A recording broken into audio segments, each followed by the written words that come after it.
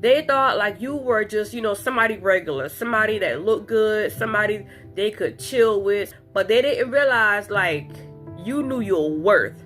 They didn't realize you had spent time healing. They didn't realize that you had spent time putting in the work to become this person that they was looking at. So they are so shocked that they had you, but you slipped out of their hands.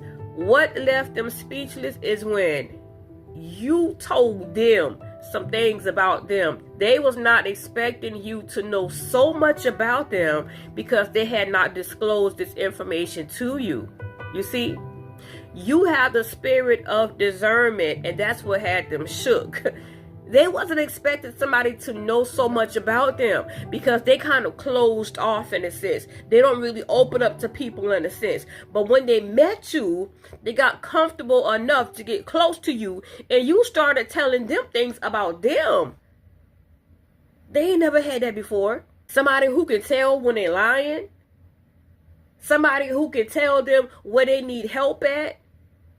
You were sent to be the blessing. And see, you understood the assignment. You know that not all encounters are romantic. Not all encounters are sexual. You understood the assignment beforehand. And that's what got them shook. Your spirit of discernment cut deep. Because you started letting them know where they need to heal. You started letting them know, hey man, it's some stuff I see in the spirit you're going to have to cut out. See, they weren't willing to put in the work. They were expecting someone that was going to accept their baggage, right? They was expecting someone that wasn't going to require much from them. Somebody who wasn't going to ask them to show up 110%. But you, on the other hand, you've been putting in the work. You've been healing. You've been spending time with God. So you know what to accept and what not to accept.